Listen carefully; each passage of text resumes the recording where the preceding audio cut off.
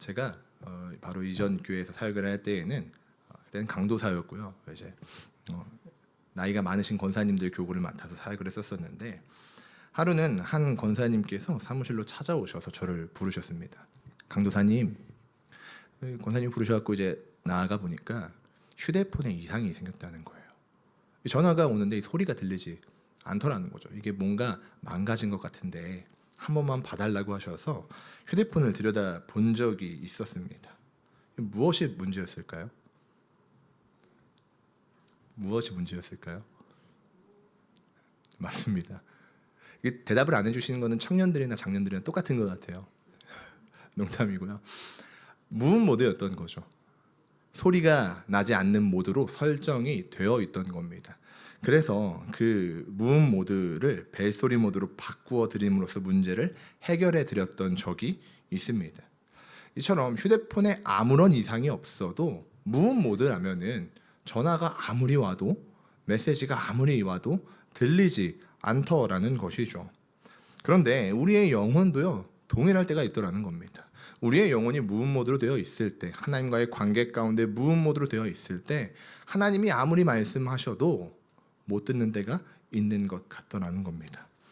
우리 이 사실을 기억하면서 오늘 말씀을 보기를 소망하는데요. 오늘 읽은 본문이요 상당히 긴 본문이었지만 우리가 이해하는 데에는 거의 어려움이 없었을 겁니다. 왜냐하면 우리에게 너무나도 익숙한 내용이고요. 무엇보다 하나의 이야기이기 때문입니다. 이 이야기는요 예수님께서 하신 세 가지의 비유 중에 세 가지의 이야기 중에 하나에 해당하는 비유입니다. 그리고 이 세 가지의 비유, 예수님이 하셨던 세 가지의 비유는 모두 잃어버린 자를 찾은 하나님의 기쁨을 설명하고 있죠.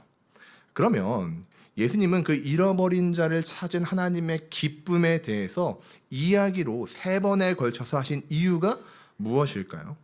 그 이유는요 세리와 또 죄인들과 함께 식사를 하고 있는 예수님을 보고 바리새인들이 수군거리는 소리를 들으셨기 때문입니다. 다시요. 예수님께서 세리와 죄인들과 함께 식사를 하시는 것을 보고 이 바리새인들이 수군거렸다는 것이죠. 저자가 죄인과 함께 밥을 먹는구나. 유대 사회에서는요, 이 식사가 굉장히 중요한데요. 그 식사는요, 하나님의 백성이라는 동일한 이 유대감이 있어야지만 식사를 함께 했었습니다. 그러니까 누구와 식탁 교제를 할 수 있는 거냐면 나는 하나님의 언약 백성이고 저 사람 역시 하나님의 언약 백성이어야지만 식사를 할 수 있었던 거죠. 그런데 유대인들 입장에서 세리와 이 죄인들은 언약 백성이 아닙니다. 구원받지 못한 자들이죠. 그래서 그런 자들과 식사를 한다는 것은 그들의 부정함이 옮겨오게 되는 부정한 행위입니다. 그러니까 바리새인들이 수군거리기 시작하는 거죠. 그래서 예수님이 그 수군거리는 바리새인들을 향해서 잃어버린 자를 찾으시는 그 하나님의 기쁨을 세 번의 이야기를 걸쳐서 강조하고 있는 거죠. 강조하고 있는 겁니다. 그 중에서 우리가 읽은 본문은 세 번째의 비유인데 그 내용을 간단하게 정리하면 이렇습니다. 한 아버지에게 두 명의 아들이 있는데 그 중에 둘째가 갑자기 아버지에게 찾아가서 아버지가 돌아가시면 내게 주실 유산을 미리 달라고 이야기를 합니다. 그러니까 이게 굉장히 예의가 지금 없는 상황인 것입니다. 멀쩡하게 살아계신 아버지를 향해서 아버지께서 죽으셨을 때 아버지께서 땅에 묻히시게 됐을 때 나에게 돌아올 분깃을 주시옵소서 그 이야기를 하고 있는 거거든요. 아버지의 죽음까지 기다리는 것이 너무 길다고 얘기하는 것과 다를 바가 없는 것이죠. 그러니까 굉장히 불효에 해당하는 발언인 것입니다. 아버지의 입장에서는요 충분히 역정을 낼 만도 한 요청이지만 아버지께서는 역정을 내시기보다 아들들을 불러 유산을 나누어 주십니다. 요청한 것은 둘째지만 아버지는 공평하게 첫째와 둘째 모두를 부르시고 나누어 주십니다. 그리고 유산을 받은 자식들은 두 가지의 반응으로 나뉘게 되는데 첫째는 아버지 유산을 받고도 아버지 옆에서 아버지를 잘 섬겼고요. 이 배은망덕한 요청을 했던 둘째는요. 아버지께 몫을 받자마자 얼마 지나지 않아서 먼 땅으로 이동하게 됩니다. 오래도록 여행을 가게 되죠. 물론 자신이 받은 모든 재산들은 챙겨서 말이죠. 둘째 아들은요, 그곳에서 아버지를 떠나서 먼 땅으로 간 그곳에서 아버지가 평생에 걸쳐 모은 재산을 방탕하게 사용하는 것을 볼 수 있습니다. 첫째의 이야기를 통해서 알 수 있건데 30절을 보니까요, 이 둘째 아들은 창기들과 이 돈을 나누어서 사용했으며, 그러니까 방탕하고 음란하게 생활했음을 우리는 추측할 수가 있습니다. 그런데 이 돈이라는 것이 무한한 것이 아니다 보니 둘째가 물려받은 재산은 얼마 가지 못해서 전부 탕진하게 됩니다. 게다가 둘째가 거하는 그 먼 땅, 재산을 허랑방탕하게 사용하던 그 땅에 어떤 일이 발생하냐면 가뭄이 찾아오게 됩니다. 흉년까지 들게 되는 것이죠. 그래서 둘째는 거짓골을 면하지 못하게 됩니다. 그리고 둘째는 얼마 전까지만 해도 이 허랑방탕하게 생활을 했는데 이제는 수중에 먹을 것이 하나도 없다 보니 돼지들이 먹는 쥐염 열매라도 먹어야만 배를 채울 수 있는 처지가 되어버린 겁니다. 이게 지금 얼마나 비참한 상황이냐면 당시 유대인들에게 돼지는요, 부정한 동물이었습니다. 레위기에서 음식법상 먹을 수 없는 그 부정한 동물이었던 것이죠. 그런데 그 부정한 동물이 먹는 열매를 먹어야지만 살 수 있는 그런 지금 상황인 겁니다. 지금 이방인이 이 둘째 아들을 돼지가 있는 들로 보내서 돼지를 치게 했다고 하는데 그것도 지금 비참한 상황인데 먹을 것이 없다 보니까 이 부정한 동물이 먹는 그 쥐염 열매라도 내 입에 넣어야지만 하루를 살 수 있는 그런 비참하고 비루한 꼴이 되어버린 것이죠. 그리고 그렇게 비참함의 끝을 달하고 나서야 둘째 아들은 아버지의 집이 생각이 납니다. 자신의 처지가 아무것도 볼 것 없을 때, 비루함의 끝을 향해 갔을 때 그제서야 아버지의 집이 생각이 나는 것이죠. 왜냐하면 아버지의 집에서는 아버지를 섬기는 일꾼들이, 노동자들이, 종들이 지금 현재 자신의 처지보다 훨씬 나았기 때문입니다. 그래서 둘째는 돌아갈 것을 결심합니다. 근데 둘째도 양심이 있었던지 아버지의 아들은 못 되더라도, 그러니까 내가 이미 아버지의 재산을 가지고 왔고 아버지를 부양해야 되는 그 자식으로서의 도리를 외면하고 왔으니 내가 더 이상 아버지의 아들이라고 불리는 것은 양심상 할 수 없고 차라리 그 집에 있는 노예들처럼, 종들처럼 그 종들 중에 하나가 되어야겠다라는 생각을 가지고, 결심을 가지고 돌아가게 되는 겁니다. 어쩌면 자기가 더 이상 아버지의 사랑을 받을 자격이 없다고 생각했을지도 모르겠습니다. 그래서 스스로가 이 무음 모드를 켜서 아버지의 사랑을 외면하고 있었던 것이겠죠. 그렇게 둘째는 무거운 발걸음을 이끌며 아버지의 집으로 돌아가던 그때에 아직 집이 멀리 있는데도 불구하고 아버지는 멀리서부터 달려와서 아들을 끌어안고 반겨줍니다. 그리고 아들에게 좋은 것을 입히고 먹이고 잔치를 열어주시죠. 근데 문제는요, 아버지를 잘 섬기는 첫째 아들이었습니다. 첫째는 동생이 방탕하게 아버지의 돈을 허비한 것도 화가 나는데 아버지가 아들을 위해서 잔치를 벌이는 것이 불만이었던 것이죠. 돈을 방탕하게 쓰고 와서 거지가 되어서 온 아버지를 부양해야 할 그 의무를 외면한 채 자기 마음대로 살고 돌아온 그 아들을 위해서 잔치를 벌이니 화가 나는 겁니다. 그래서 화를 내던 찰나에 아버지는 그 첫째가 있는 곳으로 가서 첫째를 달래면서 오늘의 본문이 마무리가 되는 겁니다. 사랑하는 성도님들, 이 드라마와 같은 오늘의 내러티브에서 우리는 어떠한 하나님의 뜻을 발견해야 하겠습니까? 제가 찬양하면서도 또 통성기도의 제목을 나누면서도 말씀드렸지만 바로 우리가 주목해야 하는 것은 하나님의 관심입니다.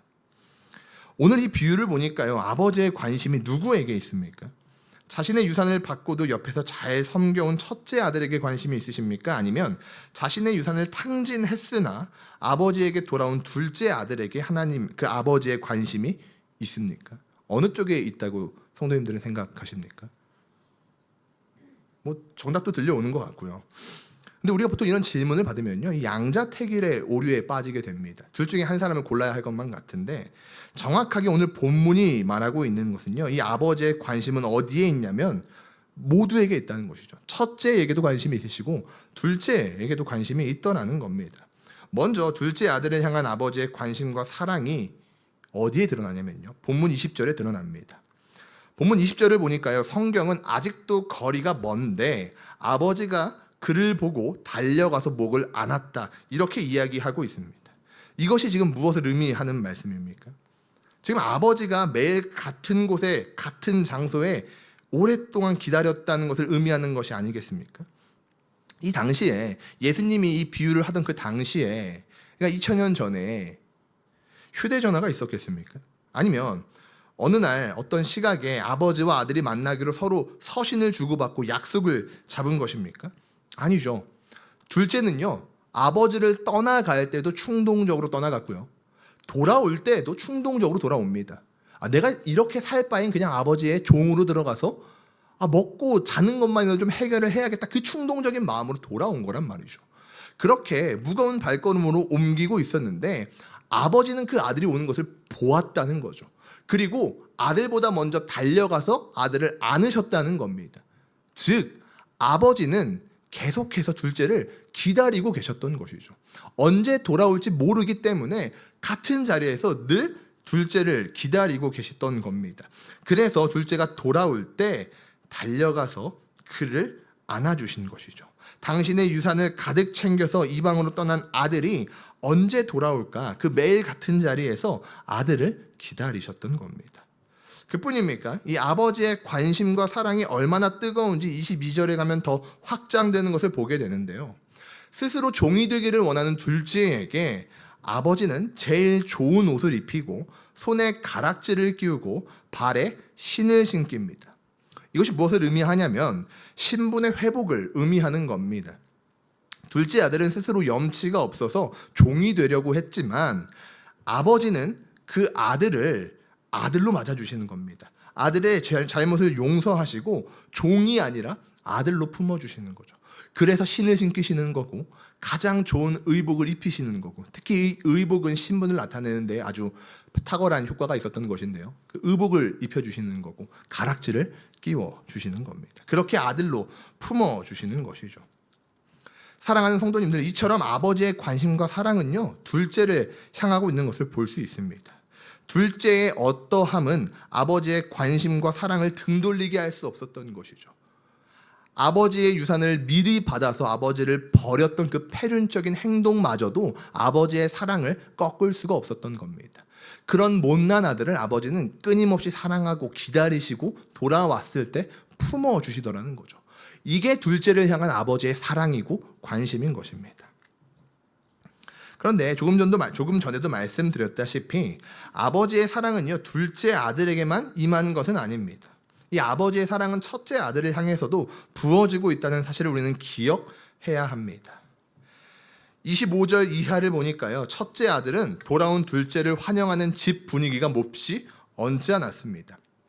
왜냐하면 자신은 한 번도 그런 대접을 받아본 적이 없다고 느꼈기 때문이죠. 자신은 아버지를 위해서 그렇게 헌신하고 희생하는데 오늘 본문에서조차도 그는 밭에 나가서 일을 하고 돌아왔는데 아버지는 수고한 자신은 물론 자신의 친구들에게는 송아지를 대접한 적도 없으시고 염소 한 마리도 잡아준 적이 없기 때문에 화가 나는 겁니다. 나는 아버지를 위해서 이토록 열심히 일하는데 오늘도 나는 지금 일하고 돌아왔는데 나와 내 친구들은 조금도 생각하지 않으시는구나 라는 생각을 가지니까 화가 나기 시작하는 겁니다.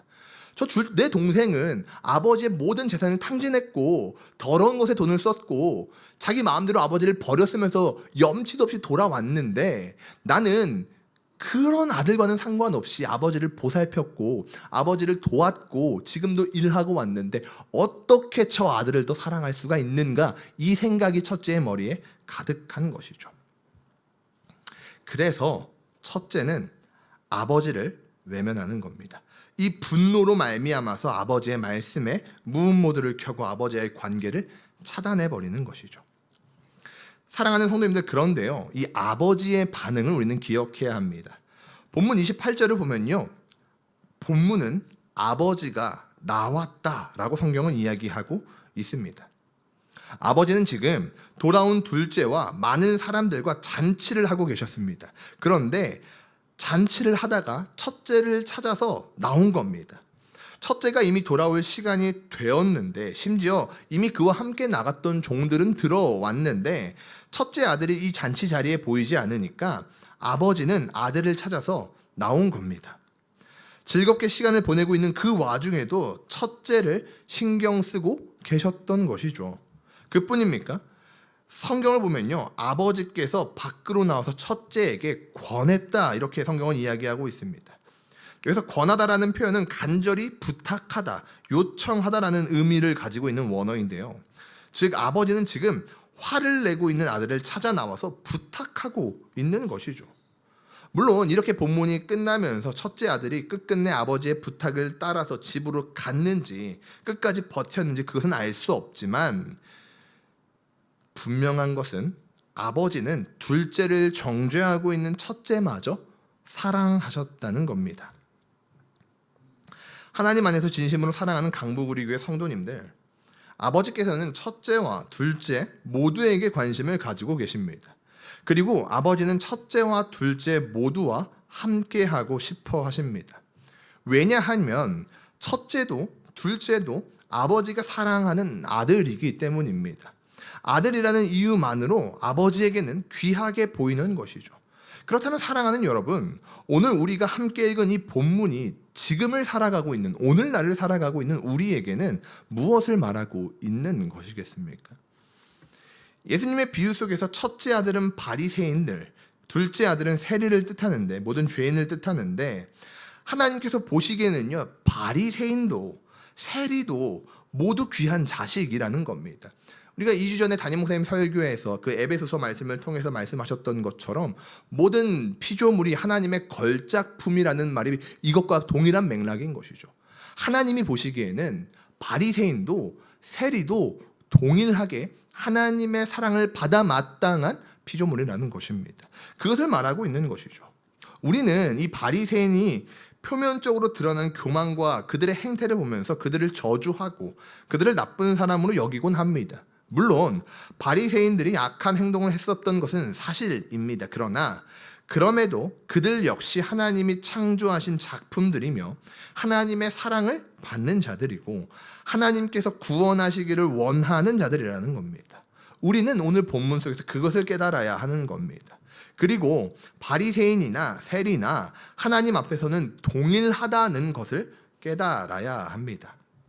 자, 그러면 이제 이 말씀을 우리의 삶으로 적용해 보길 소망합니다. 성도님들, 하나님의 관심은 어디에 있습니까? 누구를 향하고 있습니까? 바로 나를 향하고 있습니다. 하나님은 여전히 나와 내 옆에 있는 우리 모두에게 관심이 있으시다는 것이죠. 중요한 것은 나의 어떠함 때문이 아니라 그냥 내가 하나님의 작품이라는 그 사실 하나만으로도 하나님은 우리에게 관심이 있으신 것이죠. 둘째 아들을 기억하십시오. 그는요, 그런 페르나가 없었습니다. 그는 자신이 받았던 아버지의 모든 유산을 다 써버렸고요. 그 유산을 받는 과정에서도 아버지에게 막심한 불효를 하면서 나왔습니다. 둘째는 아버지의 사랑을 받을 자격이 없고요. 둘째는 다시 돌아올 자격도 없습니다. 그런데 그 둘째의 어떠함과는 상관없이 아버지가 둘째를 품어주셨던 것처럼 우리의 어떠함도 하나님 앞에서는 그것이 문제가 되지 않는다는 것입니다. 우리의 어떠함 때문이 아니라 우리가 하나님의 창조 작품이라는 그 사실 하나만으로 하나님은 우리에게 관심을 갖고 계신 겁니다. 그런데 오늘 본문은 한 걸음 더 나아가서 우리에게 말하고 있습니다. 하나님의 관심은 한 아들이 아니라 모든 아들에게 있음을 말하고 있죠. 제가 설교 초반에 말씀드렸던 것처럼 첫째 아들도 둘째 아들도 자신에게로 향하고 있는 아버지의 사랑을 깨닫지 못합니다. 마치 무음 모드로 변경된 휴대폰처럼 아무리 부어져도 하나님의 아버지의 관심과 사랑이 부어져도 아들들은 깨닫지를 못하죠. 우리는 오늘 본문을 통해서 분명히 보고 있습니다. 아버지의 사랑은요, 두 아들 모두에게 부어지고 있음을 말이죠. 사랑하는 성도님들, 우리가 돌아온 둘째일지 아니면 아버지 옆에서 잘 머물고 있으면서 돌아온 둘째를 비난하고 있는 첫째일지 그것은 우리는 알 수 없습니다. 그런데 우리는 딱 두 가지를 기억하길 원합니다. 첫 번째는요, 우리가 누구이든지 하나님은 우리에게 관심이 있으시다는 겁니다. 그리고 하나님은 우리를 사랑하시며 우리와 함께 하시기를 원한다는 겁니다. 왜냐하면 우리가 하나님이 창조하신 하나님의 사랑이기 때문이죠. 그 이유 하나만으로 하나님에게 우리는 소중하고 귀한 존재입니다. 그래서 하나님은 사랑하는 우리를 위해서, 우리와 함께하기 위해서 육신을 입고 이 땅 가운데 오셨고 그 십자가에서 가장 귀한 생명을 내어 주시는 것이 아니겠습니까? 우리는 이 사실을 꼭 기억했으면 좋겠습니다. 그리고 둘째, 사랑하는 성도님들, 우리가 누구이든지 하나님은 나뿐만이 아니라 다른 아들에게도 관심이 있다는 것을 기억하길 소망합니다. 나와는 다른 모습의 아들을 보면 우리는 본능적으로 기피하게 됩니다. 첫째는 방탕한 둘째가 싫고 둘째는 정죄하는 첫째가 싫은 법이죠. 그래서 서로 기피하게 됩니다. 그러나 우리는 기억해야 합니다. 하나님은 다른 아들 역시 사랑한다는 것을 말이죠. 그리고 나는 물론 나와는 다른 아들 모두와 함께하고 싶어 한다는 것을 기억하길 바랍니다.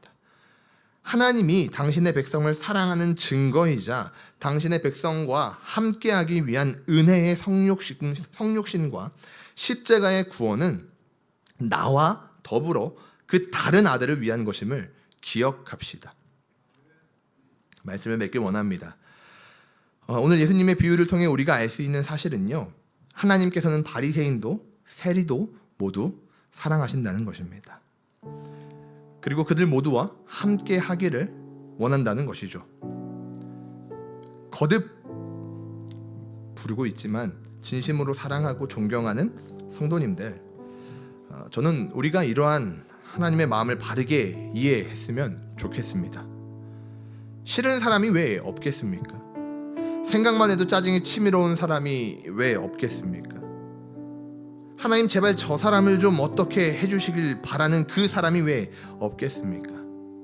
그 사람을 이해하는 것도 어렵고 품는 것도 어렵고 하나님이 그 사람을 사랑한다는 그 사실 자체를 인정하기가 힘들 수도 있을 겁니다.